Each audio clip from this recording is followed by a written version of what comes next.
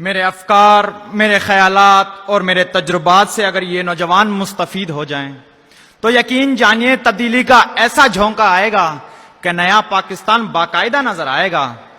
लेकिन उसके लिए मुझे सुनना जरूरी है और मुझे यकीन है कि मेहमान खास मुझे सुनने के लिए बेताब हैं। लेकिन मुझ जैसे आलिम, मुफाजिल, मुफक्किर, मुदब्बिर और फिलासफर को सुनने के लिए बड़े हौसले की जरूरत है। तो हौसला है, सुन सकोगे मुझे, लेकिन मैं सोच रहा हूं कहां तक सुनोगे, कहां तक सुनाऊं। जनाब सदर, मेरी दास्तान गम बहुत तवील है और उसकी वजह है मेरी कम उम्री में शादी। शादी तो आप सब जानते ही होंगे, ऐसा लड्डू है जो खाए वो भी पछता है और जो ना खाए वो भी पछता है।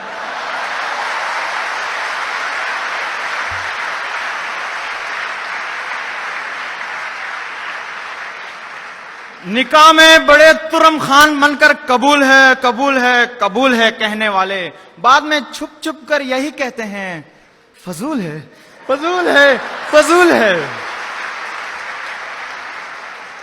हो गई रोशन निगाहें किस कदर शादी के बाद, आ रहे हैं दिन में भी तारे नजर शादी के बाद। हाय क्या रंगीन थी शादी से पहले जिंदगी, हो गई संगीन लेकिन किस कदर शादी के बाद। जनाबे सदर, क्या आजाद थी जिंदगी, हर वक्त रंग बिरंगी तितलियों के पीछे उड़ता था और इस हालत में भी उड़ता था। परेशान होने की जरूरत नहीं है, नया पाकिस्तान है, हाथी भी उड़ सकते हैं।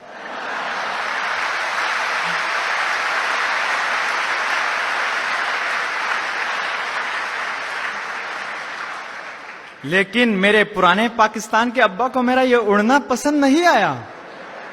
अम्मा से बोले इसको पिटारो शरीफ के हवाले किया जाए, सब कसबल निकल जाएंगे। अम्मा बोली नया पाकिस्तान बनने वाला है, कहीं लड़का हाथ से ना निकल जाए, शादी की बेड़ियां पहना दो। अब्बा ने अपोजिशन की एक ना सुनी, दोनों बिल पास कर दिए। पहले खानम मिली, दिल शाद हो गया। 3 दिन बाद पिटारो का नवाजिशनामा मिला, दिल नाशाद और बर्बाद हो गया। खानम के बाद मेरी रुखसती का वक्त आ चुका था। मैंने उसे देखा, उसने मुझे देखा, मैं दिल थाम के रह गया और बेसाख्ता कह उठा, दिल के अरमा आंसुओं में बह गए, हम तो निकाह करके भी तन्हा रह गए।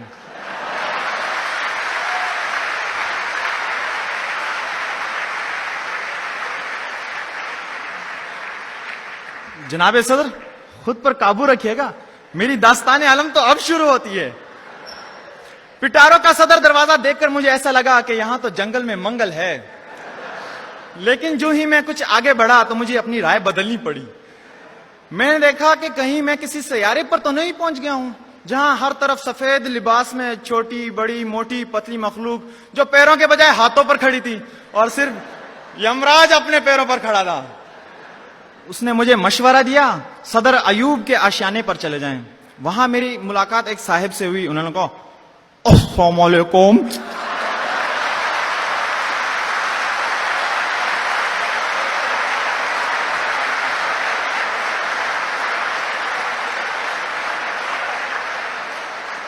मैंने कहा वालेकुम सलाम। उन्होंने कहा आओ जी, बच्चा कहां है?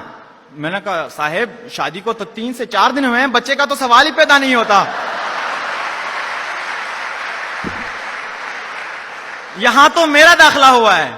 मेरा यह कहना था कि वो हक्का बक्का रह गए। फिर हम गए हजाम चाचा के पास। पहले तो वो एहतराम से हमारे लिए खड़े हो गए। फिर हमने उनको बताया कि हम कैडेट हैं, तो उन्होंने छलांग मारकर हमें दबोच लिया और आन की आन में ऐसी छिलाई हुई कि जंगल का जंगल सफा हो गया।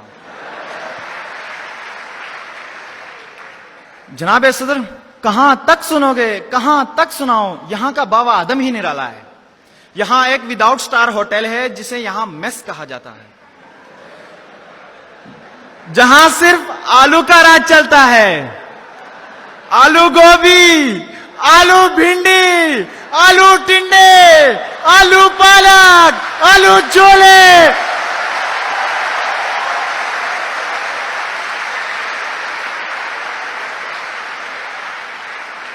अरे अभी तो आपने कुछ सुनना ही नहीं है।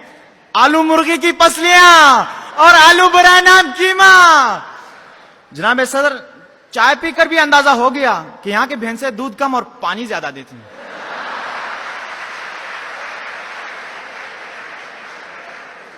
पानी भी इतना कि बादशाह डैम भर जाए।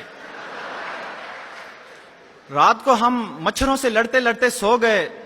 सुबह ख्वाबे खरगोश के मजे लूट ही रहे थे कि आवाज आई, ओ भाई तुम अभी सो रहे हो?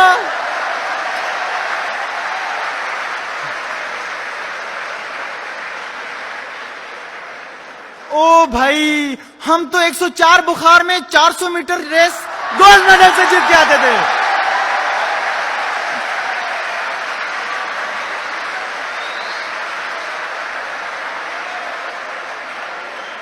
चलो मैं आपको रिसेप्शन की यात्रा करा देता हूं। फिर दौड़ चल आवाजों के साथ हामता कामता रिसेप्शन पहुंचा और सर के बचे कुचे बाल भी साफ हो गए। जनाब सदर, कहां तक सुनोगे, लेकिन फिर भी सुनिए। नया पाकिस्तान बन चुका था, हमें छुट्टियां मिली, घर गया, दरवाजा खटखटाया, अंदर से मेरा बेटा निकल आया। अपने बेटे को देखकर दिल बहुत खुश हुआ। मैंने उसे गोद में उठा लिया कि इतने में आज उसने सवाल किया, अंकल आप कौन? मैंने झट से उसे नीचे उतारा, उससे पूछा किसके बेटे हो? तो उसने जवाब दिया, cadet Arsalan 14171 of Ayub house. बस मैंने ठंडी सांस भरी और घर के अंदर दाखिल हुए तो मेरा बाप आ गया। मुझे देखकर हंस पड़े। मैं भी कह उठा, मुझे क्यों निकाला? मुझे घर से